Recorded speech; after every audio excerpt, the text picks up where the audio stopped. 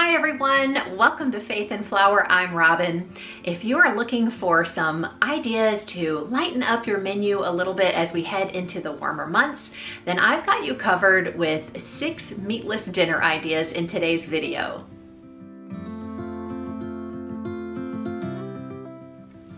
I am so excited about today's video because it's a collaboration and you are not going to believe who with.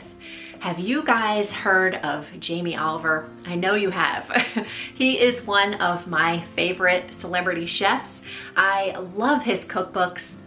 I love his series that was on Food Network, and he has done some really great things in the culinary world, and he is an amazing person to do a collaboration with. And I know you're not gonna believe that I'm collaborating with him today. And you shouldn't believe it. April Fools. It's not Jamie Oliver, but it's Jennifer Scott over at the Daily Connoisseur. She is one of my favorite people to collaborate with, and we did a recent video that you guys really enjoyed on 6 dinners to make when you don't feel like cooking. So if you haven't seen that yet, I will have it linked down in my description box so that you can catch that. We had a lot of fun and we couldn't wait to plan another one, and because the date we picked fell on April Fools, we couldn't resist. Jennifer is herself a New York Times bestselling author of the Lessons by Madame Chic book series.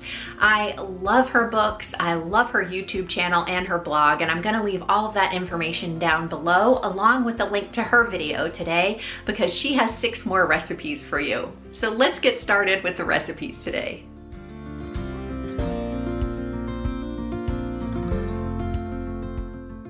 This pasta dish is a staple at our house and one of my favorites. And one of the things that I love about it is that I can vary the vegetables in any way that I like using whatever I have on hand or whatever I'm in the mood for. So this time I'm using some broccoli rabe and some cremini mushrooms. In a large pan or skillet, warm up the sun-dried tomatoes with 2 tablespoons of their oil over medium to low heat. Add the vegetables and cook for about 3 to 5 minutes. I will have all of today's recipes down in the description box to make it easy for you to print those out if you like. As the vegetables are cooking, you can season them with salt and pepper to taste, and I'm also adding some of this McCormick's vegetable seasoning. I've been using this a lot lately, so you guys have seen it in a lot of my recipes. It just brings a lot of additional flavor to this dish without extra salt, so I love using it. While the vegetables are sauteing, I start my pasta. We eat gluten-free, so we really like the Barilla gluten-free penne pasta, and you could really use any shape that you like as well. So that takes about 10 minutes, and that gives me enough time to finish up the vegetables so that everything can come together at the end. Pour in the Marsala wine. I like to use Marsala wine. You can also use sherry or any other fortified wine that you like, or even just a white wine. If you're concerned about cooking with alcohol, all of the alcohol is cooked out when you cook it this way, but you can substitute in some chicken broth or vegetable broth. Once the vegetables are to your desired tenderness, you can add the cream. I just add a cup of heavy whipping cream, and I like this one from Trader Joe's because it's the perfect amount and it's also shelf stable, so I don't have to worry about keeping it fresh in the refrigerator. At this point, I stir in the basil. You can use fresh basil, or when it's out of season, I really like using these pre-measured little squares. They're a teaspoon each, and so I just pop a couple of those into the sauce.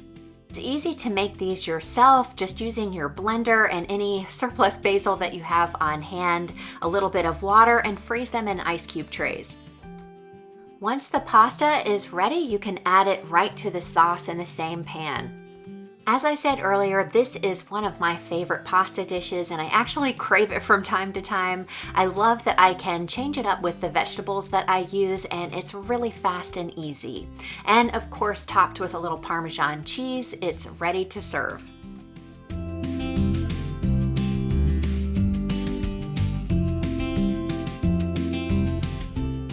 And of course I had to include a recipe from Jamie Oliver's cookbook. This is one of my favorites, and this is for cauliflower cheese soup.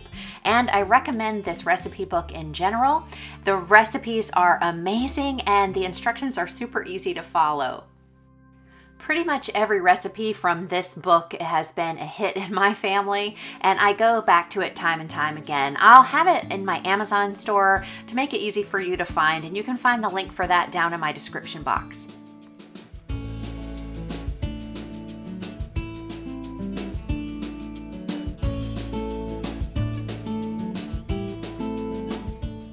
Start by chopping all of the vegetables. This calls for carrots, celery, onions, and of course cauliflower.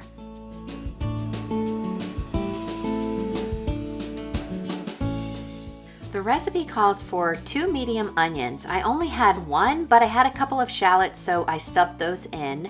2 carrots, 2 celery stalks, 2 cloves of garlic, and 8 cups of cauliflower florets.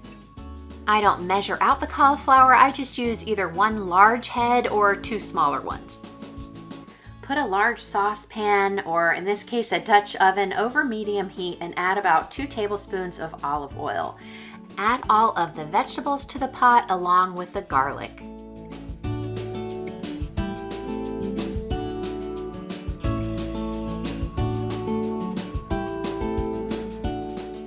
Stir everything with a wooden spoon. Cook for around 10 minutes with the lid askew until the carrots have softened but are still holding their shape and the onion is slightly golden.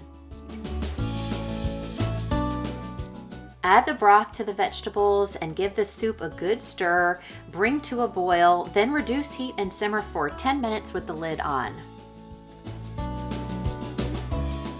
Jamie's instructions say to remove the pan from the heat, season with salt and pepper, and add the cheese and mustard. Then, using an immersion blender or liquidizer, pulse the soup until silky smooth. I used my immersion blender first, then added the cheese, mustard, and seasoning, so the order really doesn't matter. This soup is a huge hit at our house, and I've made a version without the cheddar cheese, which is also good, so if you want to omit that, it works great too. I served our soup topped with some parsley and chives. Jamie suggests crispy bacon in his book, but since we're going meatless, we didn't add that, but it was so delicious.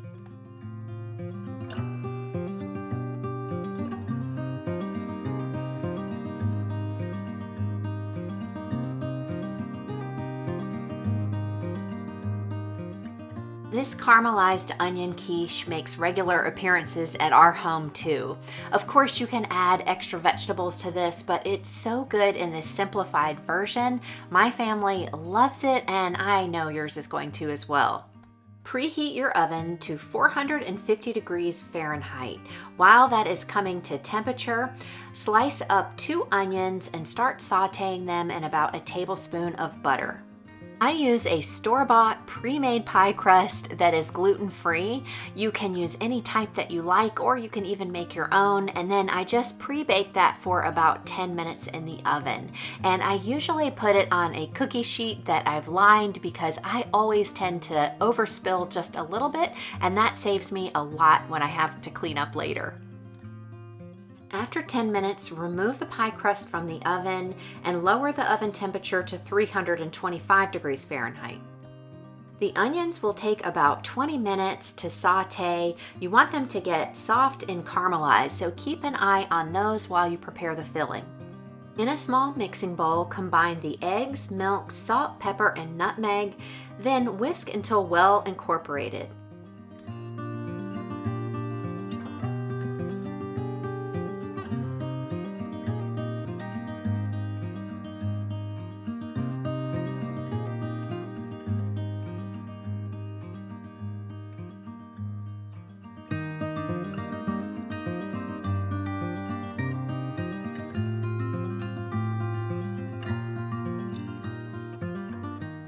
That's basically it. Then you'll just layer everything in the pie shell. And I have some fresh strawberries that I've washed over here in the colander because I'm going to make a simple spinach salad to go along with our quiche tonight. Layer the onions in the bottom of the pie shell, then sprinkle a cup of grated Gruyere cheese evenly over the onions. Oftentimes I buy a blend of Gruyere and Emmentaler cheese that I get at Trader Joe's just because it's really convenient, but shredding your own Gruyere cheese and adding it to this recipe is amazing. Gently pour the egg mixture over top of the onions and cheese in the pie dish, and then carefully transfer to the oven and bake for 35 to 40 minutes or until set. As you can see, I overfilled the pie crust just a little, and so I've got some spillover even before I tried to transfer this to the oven. One way or the other, I always manage to make a mess, and so I've lined my baking sheet, which will make cleanup easy. And when it comes out of the oven, it's going to smell amazing. But don't cut into it, let it rest for about 5 or 10 minutes. While the quiche is resting, I'm just going to assemble a spinach salad, and this couldn't be easier.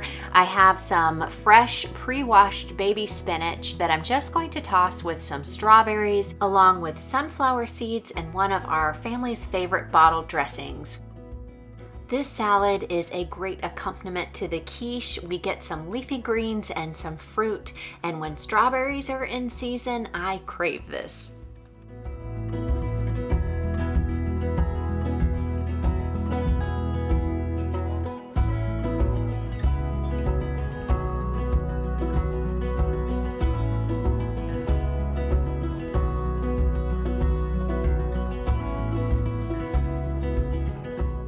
This is one of my favorite quick and easy summertime recipes.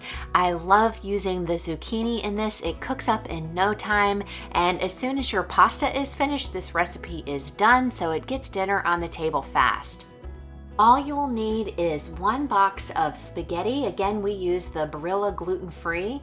You'll need 2 to 3 medium zucchini that's grated. Here I have 1 very large one, 2 tablespoons of olive oil, 2 garlic cloves, a little fresh basil, salt and pepper to taste, and Parmesan cheese at the end. So simple.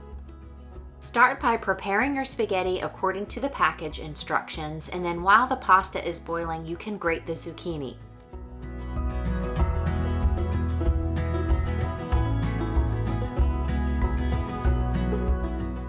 Add about 4 to 5 tablespoons of olive oil to a large skillet or pot. Fresh basil in the summertime is perfect in this recipe. We're not quite in season with that yet, so I've got some frozen squares that I made myself, as I told you before, from leftover basil from our garden last summer. So I'm adding it at this point so it has a chance to melt, and to that I'm adding the garlic and the zucchini. Sauté over medium-low heat for about 2 to 3 minutes, and then you can season it with salt and pepper or the fresh basil if you have it. And here again, I'm using this McCormick's vegetable seasoning to give it a little added flavor. Stir in your seasoning and then turn off the heat. It's now ready for you to add your pasta, and it's done. Toss the pasta and the zucchini together until it's pretty well incorporated, and then be sure to top it with some Parmesan cheese. Keeping things super simple, I'm just serving it with some cherry tomatoes that I've sliced and tossed with a vinaigrette dressing. This is so wonderful in the summertime when zucchini and tomatoes are in season. I highly recommend that you try it then.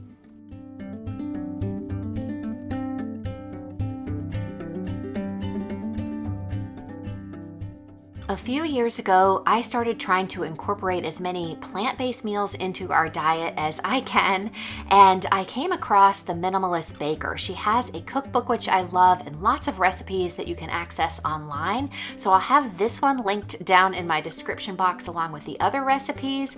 It's something that has been a huge hit in our family, and I make it fairly often. Starting with the quinoa, I like to fix mine in the Instant Pot because it's easy, but quinoa is really easy to fix even if you do it the traditional way in a pot with some water on the stove. It just takes a few minutes. So I usually get that started, and then I start assembling the rest of the salad ingredients. Don't let the long list of ingredients intimidate you. This is not a complicated recipe. I'm going to show you how to do it, and I promise you that the combination of all of these things is amazing. We have 4 people in our family, my husband and 2 sons that are in their 20s that are working from home right now and staying with us. They love this, and they are meat eaters. They find this really satisfying and even ask for it. The only actual cooking you need to do for this recipe is to warm up the black beans and the corn along with salt, cumin, chili, and garlic powder. While the beans are warming, I segment a couple of oranges, but you could make it easy on yourself and just open a couple of cans of mandarin oranges. That would be just as good.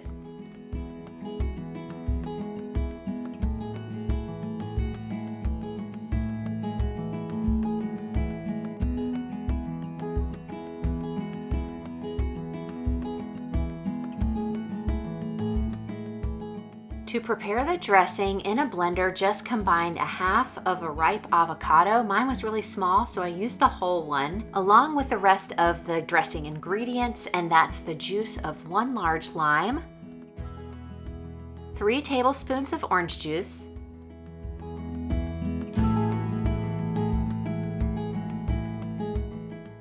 1 to 2 teaspoons of a sweetener of your choice. I chose maple syrup. You could also use agave nectar or cane sugar. 1/4 teaspoon of cumin powder, 1/8 teaspoon of chili powder, and then a healthy pinch of each sea salt and black pepper. You can also add a little hot sauce if you like, and some fresh cilantro would be great, but I didn't have that on hand. Lastly, add 3 to 4 tablespoons of either extra virgin olive oil or avocado oil.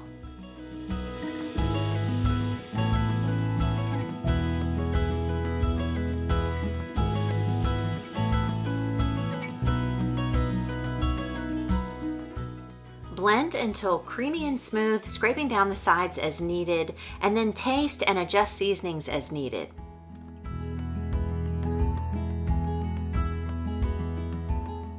You can use any kind of mixed greens that you like. Here I just have a combination of fresh baby spinach and some romaine lettuce, and then you'll just top that with the warm bean and corn mixture and your quinoa.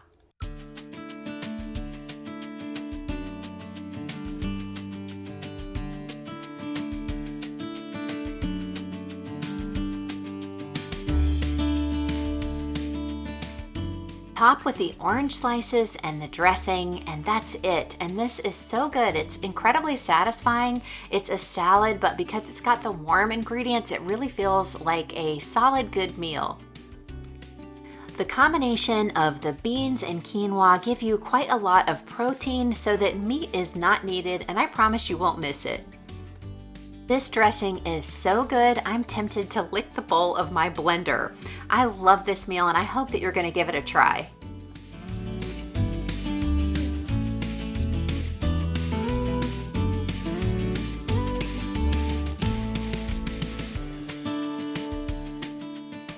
I couldn't resist adding this recipe to the mix. It is meatless, and it's something that we like to have when we want breakfast for dinner. And I mentioned in the last video that I did with Jennifer that oftentimes when I need to make dinner in a hurry or I don't feel like cooking, breakfast for dinner is a good option. This one's a little bit more involved, but it's still very simple. It has very simple ingredients. It's really satisfying, and my family loves it. I'm using gluten-free flour in this recipe, but you can use regular all-purpose flour. It still will turn out the same. And so I start with my cast iron skillet. The recipe calls for 4 tablespoons of butter, so half of that, 2 tablespoons, I melt in the cast iron skillet while I'm preheating the oven. While the oven is preheating and the butter is melting, peel, core, and then slice your apples into 1/2 inch pieces.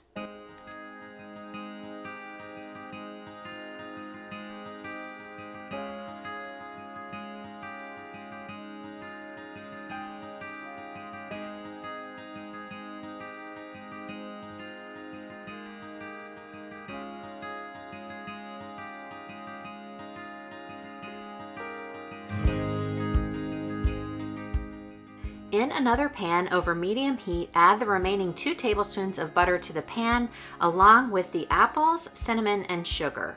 Sauté, stirring occasionally until the apples begin to soften and brown, which takes about 5 to 6 minutes, and then set that mixture aside.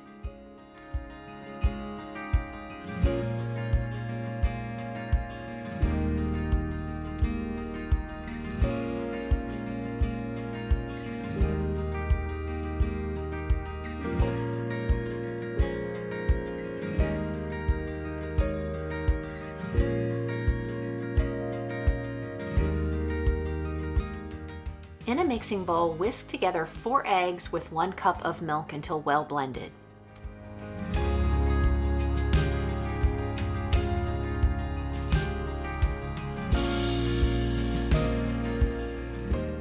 Whisk in 1 cup of flour and 1/2 teaspoon of salt.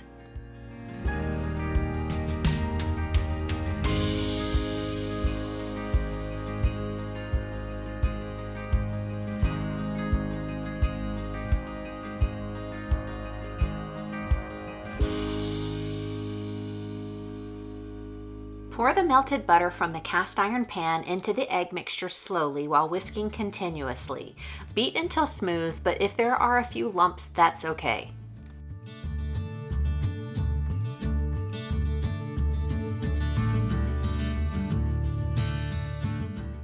Pour the egg mixture into the hot cast iron skillet and arrange the apples evenly on top.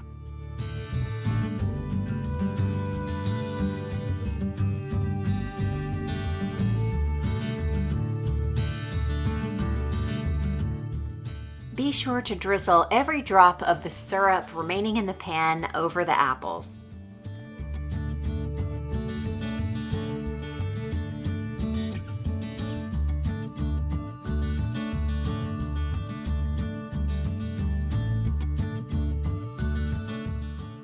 Bake for 25 to 30 minutes until brown and puffed up. This version of a Dutch pancake, or a Dutch baby as it's also known, is a little different from others that you'll find out there. One of the things that I love about it is that it's all in one pan, so I don't have to make a separate syrup or fruit compote or anything like that. The apples give it a lot of sweetness, but not too much, and there's no sugar in the actual pancake, so it's not overly sweet, and we just enjoy this so much. It makes a really pretty presentation because it puffs up, it's all golden and brown, and I promise you your kitchen is going to smell amazing.